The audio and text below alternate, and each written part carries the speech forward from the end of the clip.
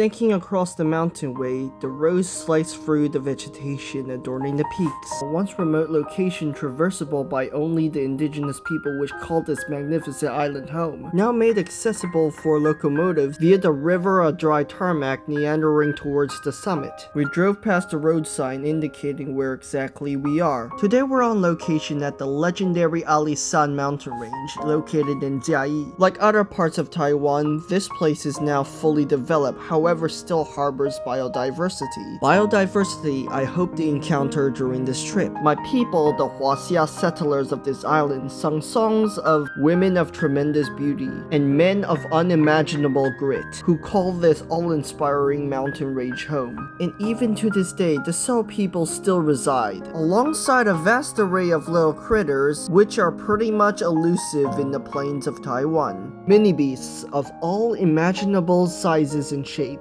take refuge beneath the undergrowth. As the sun sets beneath the gorge, Ali-san prepares a very special welcoming party, giving me an opportunity to document this world hidden within her forest. Under the cover of darkness do these creatures emerge in the droves. Oh, so confident they were, living their best of lives, oblivious to a certain uninvited and yet very enthusiastic visitor, i.e. yours truly. Oh yes, for I was like a kid in a very expansive candy store. And boy didn't it take long for me to catch these creatures lacking by camp. Right off the fucking bat, I thought to myself, my eyes glistening as I more than hastily shoved a 100 lumen light directly into their antennae or pedipalps. While less than amused I would say at my sudden intrusion, the inhabitants could do little but roll their compound eyes as this young bug lover begins to admire every single inch of their morphology.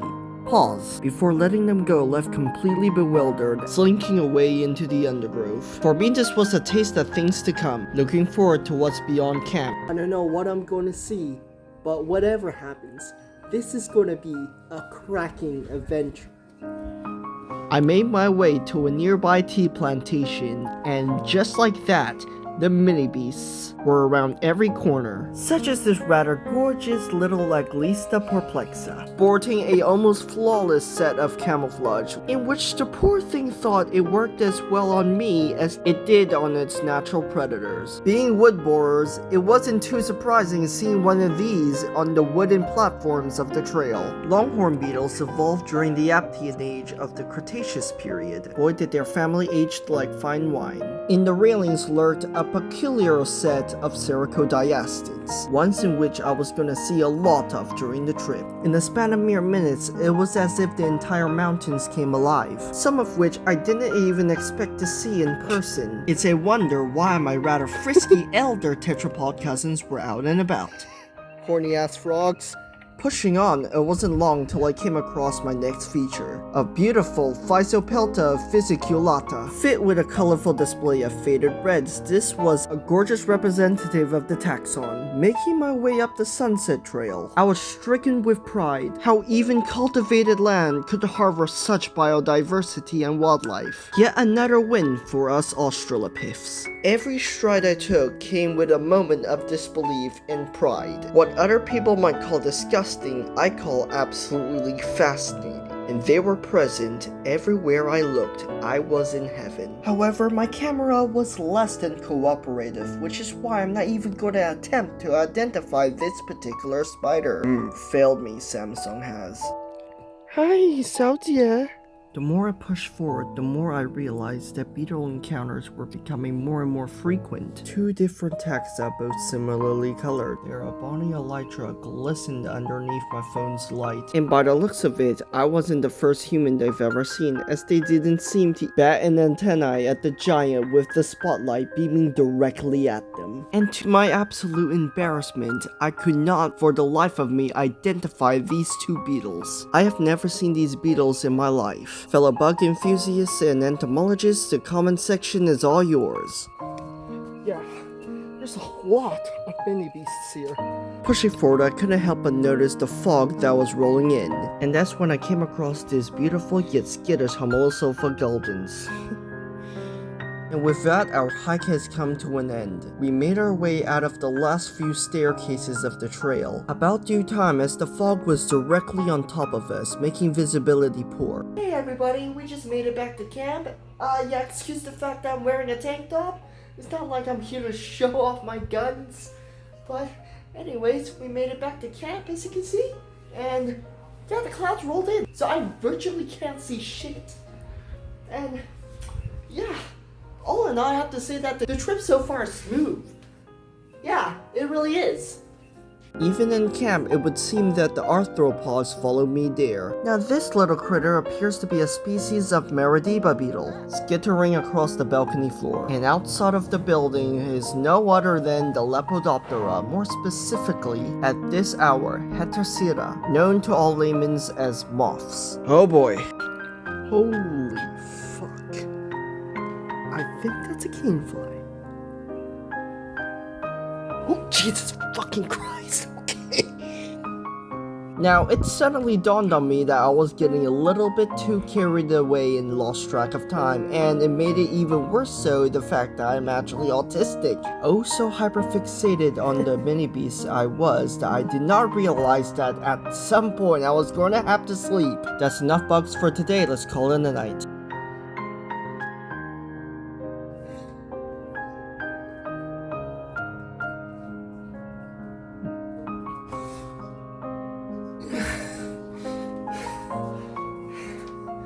Oh, hey, buddy.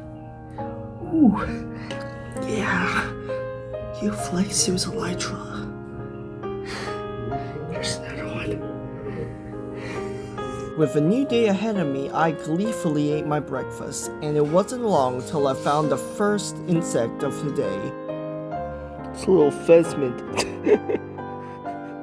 Ah yes, pheasants really takes me back to my days in Australia. However, those were captive pheasants. This was my first wild pheasant. Not the biggest pheasant I've ever seen in my life, but boy did they make good use of their camouflage abilities. Really lives up to their stick insect common name. And this was my first pheasant in Taiwan.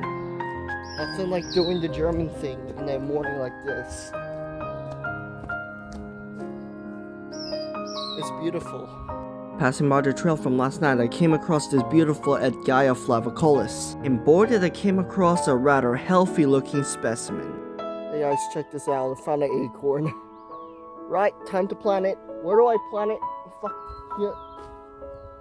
Once my hike was over, I returned to camp only to stumble across this beautiful Tenedaira nigricollis, showcasing its ornate elytra, and right next to it what seems to be a soldier beetle. I never expect to see such a beautiful soldier beetle in my life. Kyle.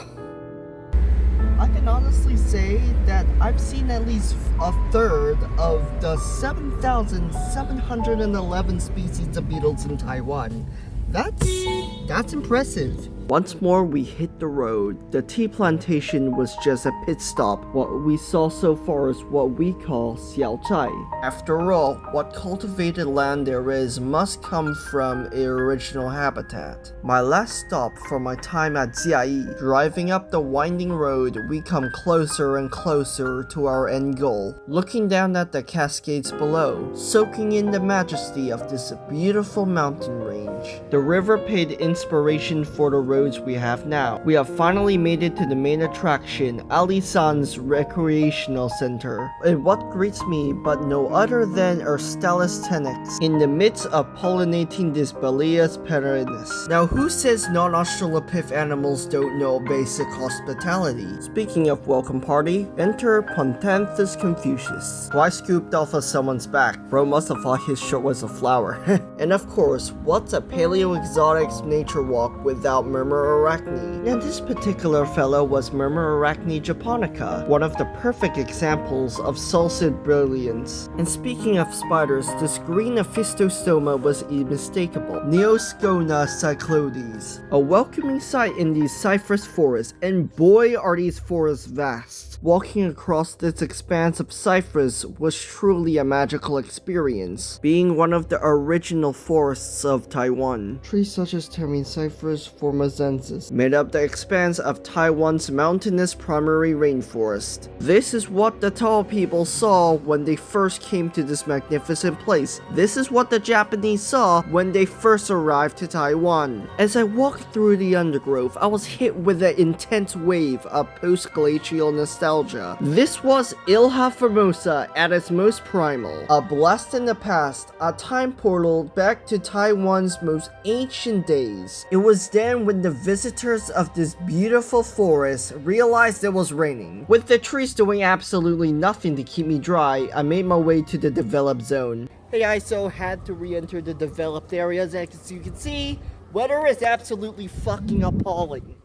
But yeah, we're doing our best. Obviously, I have to go into these shelters because the trees were doing absolutely fuck all. As I will soon find out, even when sheltered, I wasn't far away from wildlife, as even the mini beasts were taking shelter from the rain, such as this beautiful Statoda troglosa, making its webs amongst the corners of the walls. This individual seems to be guarding her egg sac. Now my brother, not wanting to be left out from the spotlight, spotted this beautiful slug in which I can't really identify it for... yeah, this is embarrassing. Fuck. Help. Comment. Anyways, as the rains finally stopped, a thick fog loomed over the forest, casting a very eerie atmosphere, all the better for me, a paleo nerd. It would seem that this sudden deluge has only heightened the surrealness of this wonderful place, quickly going from an original forest to a full-blown primordial forest. Thanks to the Alishan mountain range's altitude, the fog was able to cast a ominous glow to the undergrowth, draping the cypress forest with an impenetrable mist, making it near impossible to tell whether or not the cypress trees are old growth or new growth until it's right in front of our face. From the outside, I was calm and collected, but from the inside, I was as giddy as a 5-year-old child who had just found a free Disneyland ticket. I walked through the undergrowth, praying I don't somehow manage to fall down a fucking ravine, to my untimely death and possible fossilization. But for now, I was set on what's in front of me. I was living the moment. Remarkable, is it, how Taiwan, being so young geologically, can still catch up in terms of biodiversity and harbor some of the most extraordinary wildlife the world has ever seen. And it will also seem like the insects have also taken a notice to the fact that the rains have stopped, for they have once again emerged from their mossy undergrowth to forage for food. And the first in my sights is no other than yet another canefly. The forests are home to yet some more critters, like everybody's favorite lepidopterans, which are oh so diverse in these beautiful forests. I couldn't get enough of their fluffy morphology, their striking, intricate patterns. Perched on whatever surface they landed on, they provided an extraordinary find. However, one netizen caught my eye, a beautiful asilid perched on the cypress handrail. And with time running out, I found the nearest train station in order to take me back to the entrance. Overall satisfied with the expedition for today, I made my way to my driver, who picked me up and took me back to the base of this beautiful mountain range. With one last goodbye, I noticed that the descent was just as scenic as the ascent. My time in Jiayi finally at an end, I rolled down my window to listen to the ensemble chorus of cicadas. Hear that? Probably the most beautiful sound would be cicadas chirping.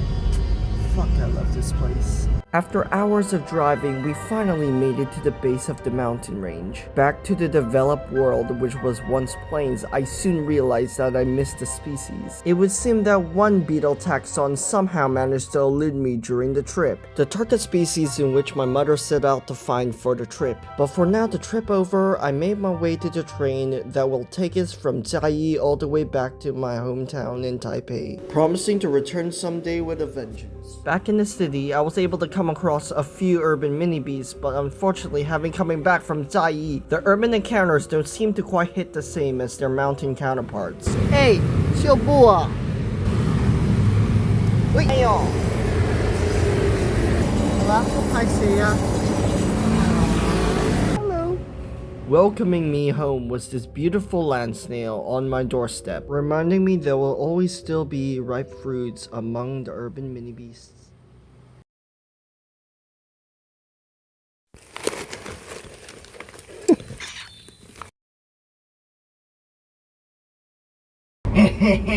Motherfucker, I'm on a train.